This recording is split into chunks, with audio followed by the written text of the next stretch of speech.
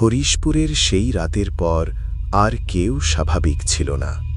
আজকের গল্প শুরু হচ্ছে। হরিশপুর এমন এক গ্রাম যেখানে সূর্য ডোবার পর বাতাসের শব্দ বদলে যায়, পাতার মর্মর নয়, কান্নার মতো শোনায়। নদী, শালবন আর শ্মশানের মাঝে লুকিয়ে থাকা এই গ্রামটা মানুষ ইচ্ছে করেই ভুলে গেছে। ৩০ বছর আগে জমিদার নীলকান্ত মুখুজ্জের ঘরে এক কন্যা জন্ম নেয়। জন্মের সময় কোনো ঝড় ছিল না, তবু পুরো বাড়ি কেঁপে উঠেছিল। ধাত্রী বলেছিল মেয়েটার চোখ জন্মের আগেই খোলা ছিল। সে তাকিয়েছিল, মানুষের মতো নয়, যেন বহু পুরনো কোনো কিছুর দৃষ্টি।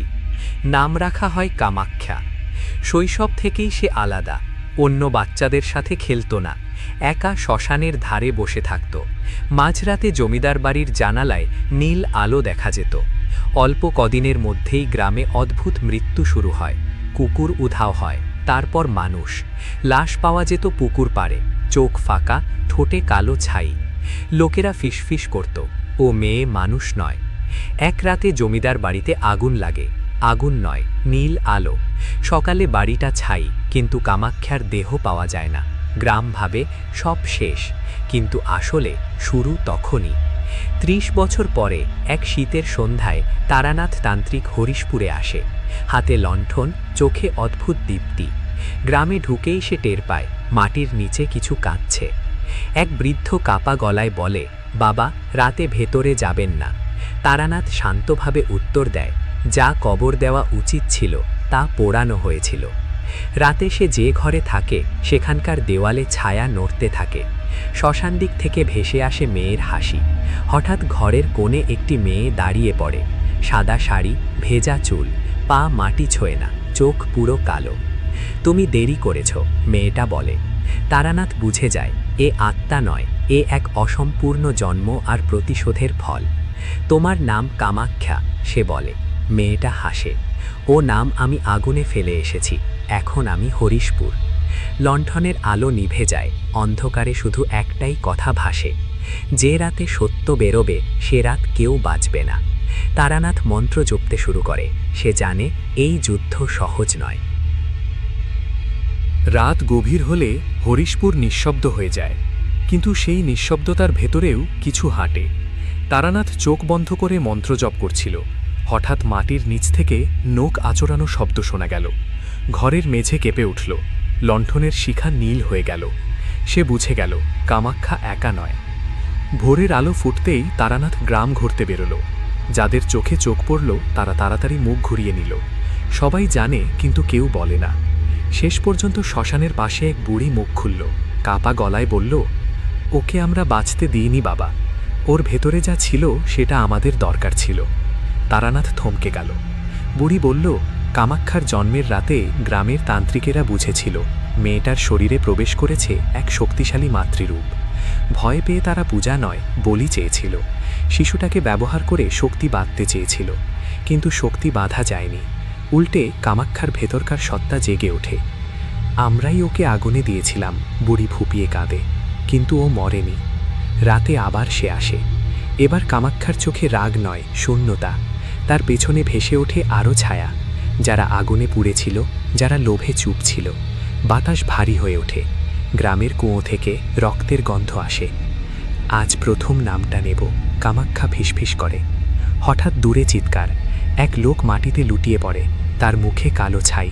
গ্রাম বুঝে যায় অভিশাপ আবার শুরু হয়েছে। তারানাথ সামনে এগিয়ে দাঁড়ায়, চোখে ভয় নেই। তুই প্রতিশোধে থামবি না, সে বলে। শেষে তুই নিজেকেই গ্রাস করবি। কামাখ্যা হাসে, সেই হাসিতে কান্না লুকোনো।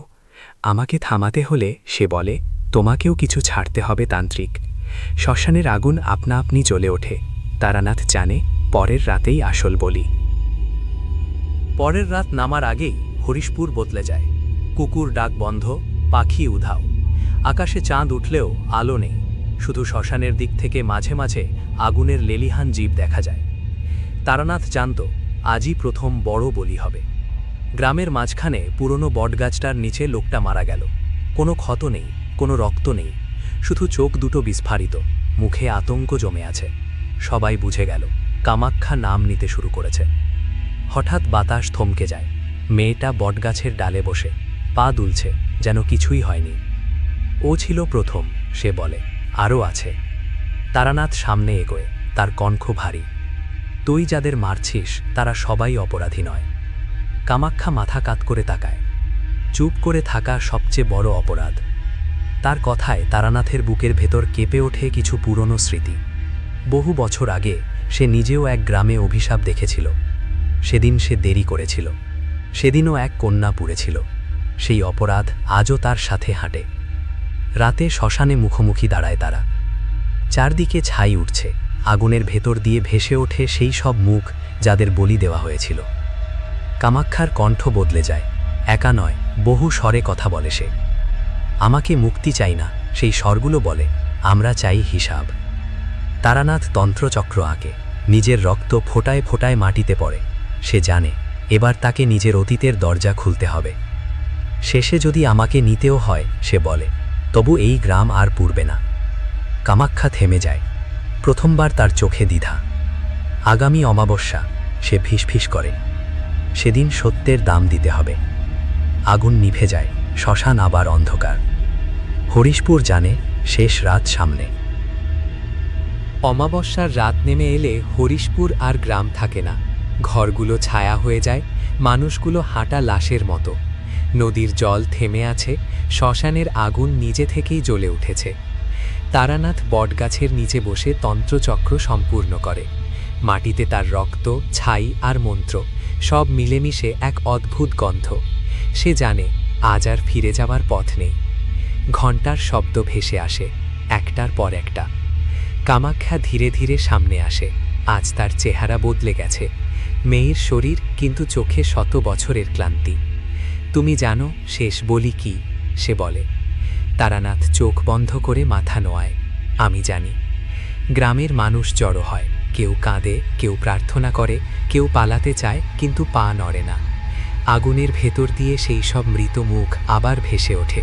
তারা ফিসফিস করে, হিসাব চায়। তারানাথ নিজের গলায় ছুরি ছোঁয় না, সে অন্য কিছু করে। তন্ত্রচক্রের মাঝখানে দাঁড়িয়ে নিজের নাম উচ্চারণ করে, সেই নাম যা সে বহু বছর আগে ত্যাগ করেছিল। নিজের আসল পরিচয়, নিজের পাপ সব প্রকাশ করে দেয়।